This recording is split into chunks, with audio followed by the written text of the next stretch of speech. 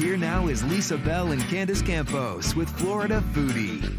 Sponsored by Light Orlando, delivering hope together. Hello and welcome back to Florida Foodie. I'm your host, Candace Campos, along with our producer, Thomas Mates. Hello.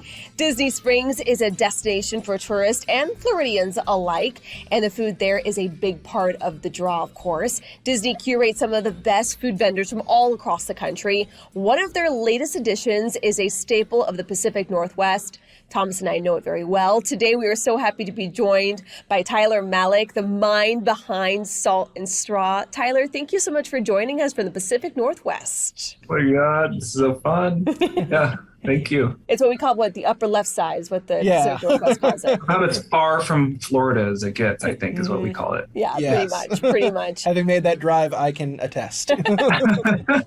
Okay, so let's just start off with the first question.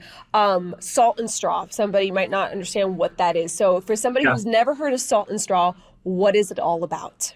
Yeah, so my cousin and I started this company 12 years ago here in Portland, just as a food cart.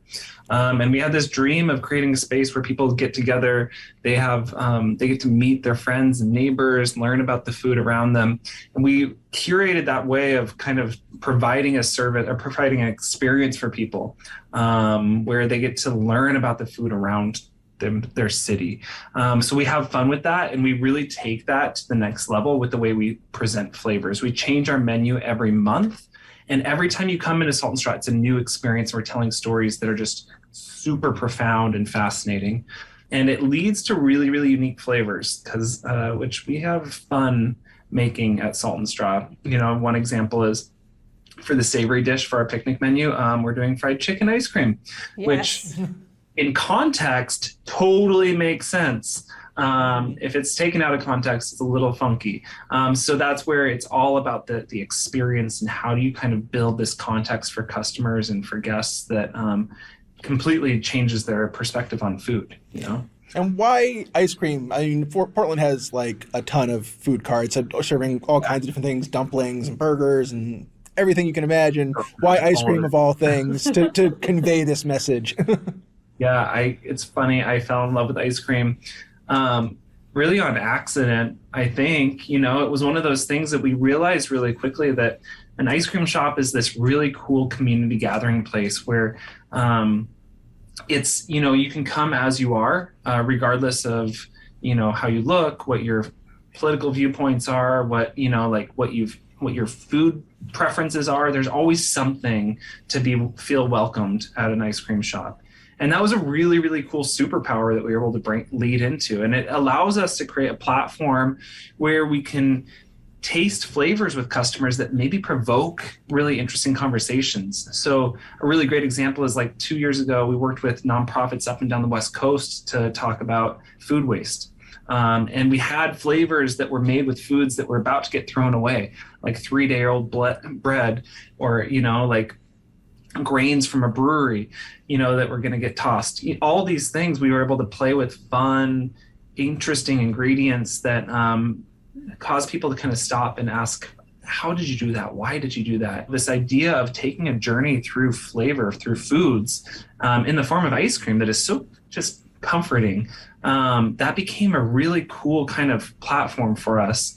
And obviously then the being able to open in Orlando and at Disney Springs was like the next kind of frontier.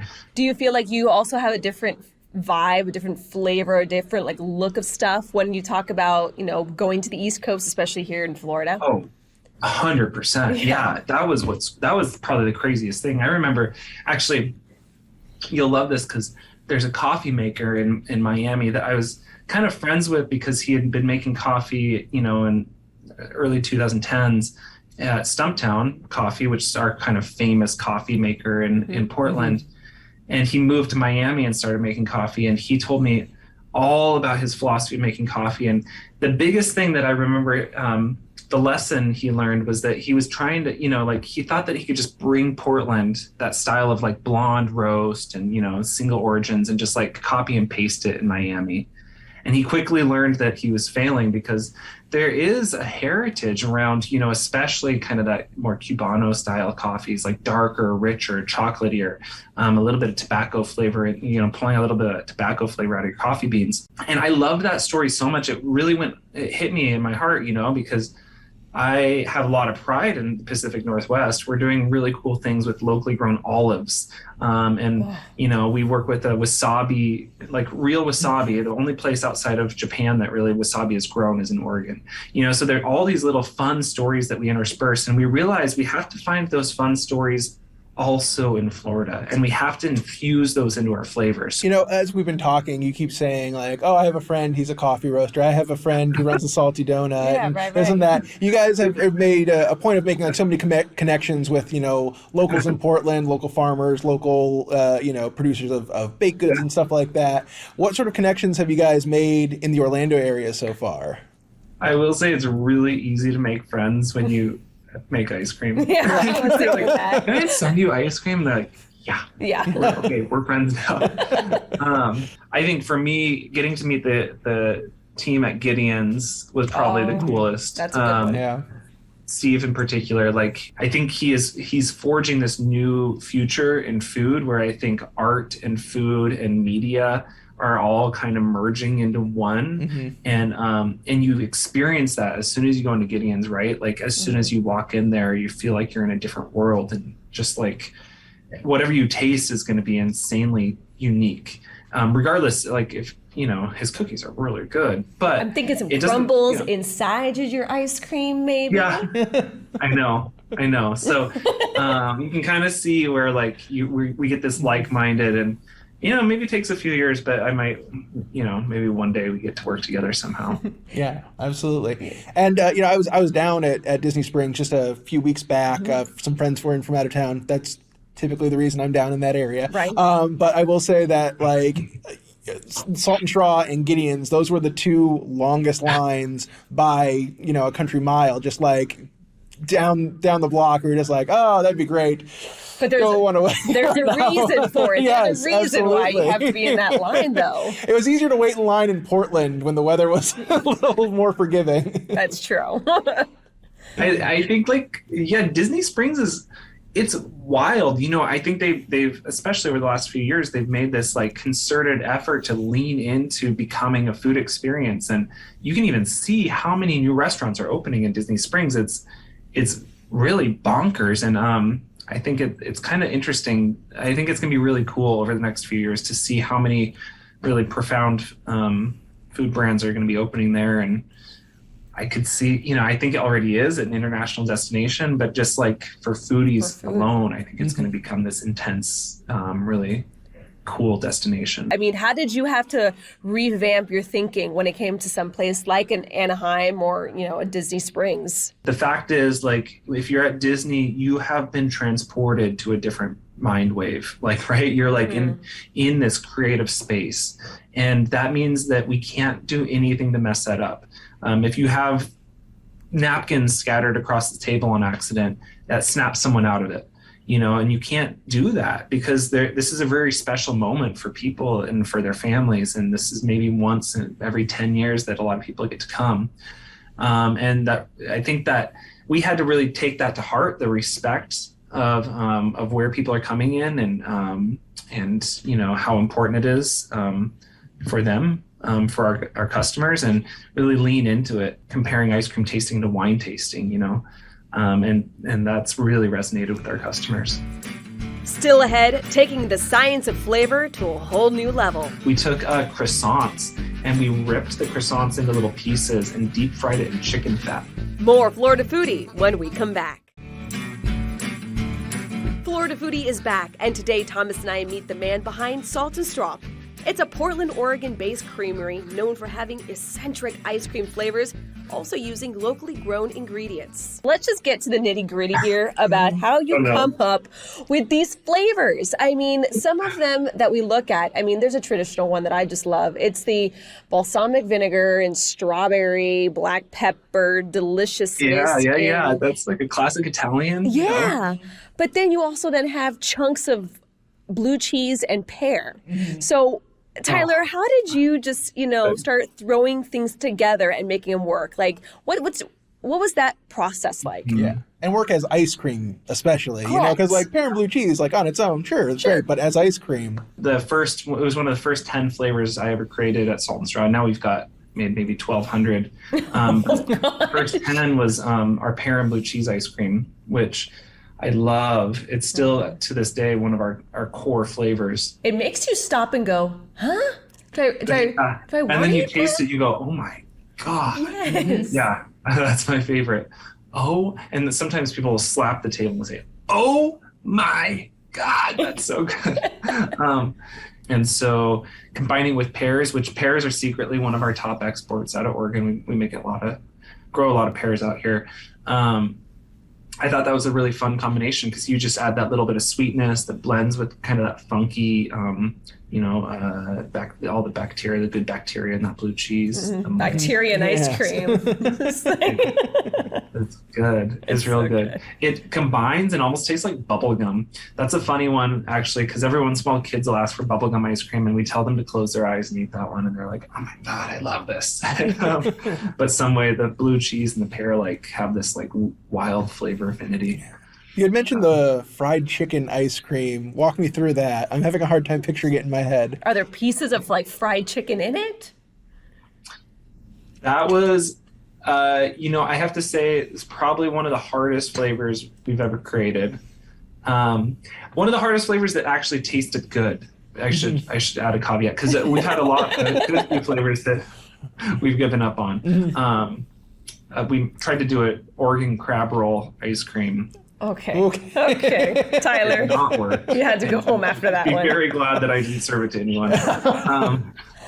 But the fried chicken ice cream is really good. It's like people are freaking out about it right now because it's so delicious. And we partnered with this fried chicken company up in Seattle called Zell's Famous Chicken.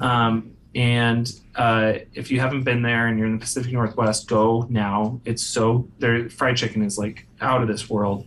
And we started using some of their ingredients to figure out how to get this fried chicken ice cream or flavor into ice cream. So from a foodie perspective, it's actually a really fun recipe. And I think we invented something that people should key in on because this is really neat. We took croissants and we ripped the croissants into little pieces and deep fried it in chicken fat. Okay, I'm interested. And so we got all of the savory flavor of the fat without the white meat, because it turns out the more we tried to put chicken meat in ice cream, the worse the test went. And so once we kind of dialed that in, that chicken fat kind of fried croissant, and then we doused that in kind of a more pastry blended spice blend that they use for their fried chicken, and folded that into ice cream with a little bit of honey, and it was That No, you went from to But you guys have put meat in ice cream before. I believe I recall a Thanksgiving flavor that had turkey in it. I'm not scared to put meat in ice cream. Don't get me wrong. And it took 20. This was the 22nd try for the fried chicken ice cream that finally tasted good. Once we got those little clusters of the kind of homemade chicken and a biscuit type croissants, that unlocked everything. They were so delicious. Is there one flavor that you're I'm just going to throw this stuff together and just see what, sometimes a 10-year-old first day, they're in the kitchen and they're like, well, I like this and I like this and let's see what happens. Is there one of those boom moments for you? Yeah, I will say every year we get to work with, we do kind of a competition with kids all around the country. We have fourth graders and below submit flavors to us. And last year what we did is we worked with Scholastic Books and some of their authors like R.L. Stine to kick off this program where kids actually sent in stories. It was fun because then we're like, okay, this story is chaos. How do we turn this into an ice cream? And you can even see some of my, the stories behind me throughout the years. It becomes this journey of how do we kind of get in the head of this kid and figure out what they meant by this flavor, what they meant by this word, So that's my favorite. In my kitchen, we've got a team of about 100 in our kitchen making ice cream by hand. And everything that we make, all those croissants and deep frying and tossing, it's all done by hand. Wow. So it's a labor of love, for sure. And then about 5 of us are just constantly working on new flavors because we think like if we can stay ahead and really think about this a year in advance, that makes a big difference. So it allows us to work with our farmers. We need to coach them on planting certain crops for us, or work with our partners like a fried chicken company. It allows us months and months to work on back and forth tastings. So we're working on next year's flavors as we speak. Mm. You're not going to tell us any of them, are you? I don't know. Just kidding. I'm the worst at grilling anybody with questions, so I'm a pushover. If you say no, I say okay. So what next, Tyler? Are you guys thinking about someplace else in Florida? Are you going to expand somewhere else? Yeah, I mean, we obviously are just super excited to be opened in Orlando. It'd be fun to keep growing just because the city is so neat, and our team is incredible. It'd be incredible to be able to offer more opportunity to grow in that city for our team members. Good job, Orlando. Right? Yeah. Represent. All right. So if people want to find more information about you, how can they find you? This is the time to say it all. Yeah. So we ship our ice cream free shipping across the entire country. So especially when we have new menus drop on the first Friday of every month, check that out at saltandstraw.com. And we've got 27 shops across the country, 3 of them in Florida, and then the rest up and down the West Coast. So if you get to come visit us, it's really fun, and it really is an adventure. So you also have a subscription. Yeah, that's for the real foodies. Yeah. Yeah, that's like intense. Yeah. Sometimes I'll send them special notes like, hope you like this one. We try to send them the new flavors early too, so they can really be in the know. Thomas and I just looked at each other like, I'll go halfies with you. We couldn't have it shipped to the newsroom. Yes, we can. I looked. We just don't have to tell anybody. Someone would eat it. Yeah. I'll send you pint koozies so you can hide them. Do you have those? Yeah, of course. Yeah. Of course. Yes, of course we do. Have you seen our merch? The man curates 1,200 ice cream flavors. Of course he has pint koozies. Awesome. Well, Tyler, you have any other questions, Thomas? No. I think that you should share your story. Oh my gosh. Okay. So my husband and I, when we moved to from Oregon back to Florida, my husband said the first thing we need to do is we need to drive back up to Portland, and we need to go to Salt and Straw. So we had to make a whole weekend out of it to go have this ice cream. So we drove 2.5 hours, waited in line for this ice cream because this was our last hurrah. Then my husband finds out that Salt and Straw is open in Miami. So guess what? We drive down to Miami for Salt and Straw. And then Disney Springs opens. He's so excited. But you know what? There's a disappointment in his eye. There's no blue cheese and pear on the East Coast. So I said, you know what? For your birthday, for his 35th birthday, this will air after his birthday, so I'm not spoiling anything. I bought $85 worth of ice cream from Salt and Straw. But the sale pitch was, but it's free shipping. Yes. So that boy's going to have 5 pints of blue cheese and pear to last him as long as it will last, which probably won't be long. A week. You're going to have to give him, see if you can talk him into trying the guava and cream cheese donut ice cream. Yeah, that one was really good down in Miami. Yeah, that was the vibe. That was the swap out. I was like, if they're not going to have pear and blue cheese, maybe the guava and cream cheese. But hey, you can order it. If you really want it, you can have it. So it was funny. I went up to Thomas today. I was like, I just bought 5 pints of ice cream. And it just lands on your door, right? That's what's crazy. Yeah. I'm literally watching it being shipped as we speak. So with bated breath. Yeah, exactly. Yes. Well, thank you again so much, Tyler. We really appreciate your time. It was great talking to you. I love you guys. Have a great one. And thank you so much for watching. Don't forget, you can read all about Salt and Straw and any other restaurants featured on Florida Foodie over on clickorlando.com/Florida Foodie. And if ice cream's not your thing, we've got episodes with local artisans cooking everything from award-winning ramen to giant garlic knots. It's all free to watch right now on the News 6 Plus app.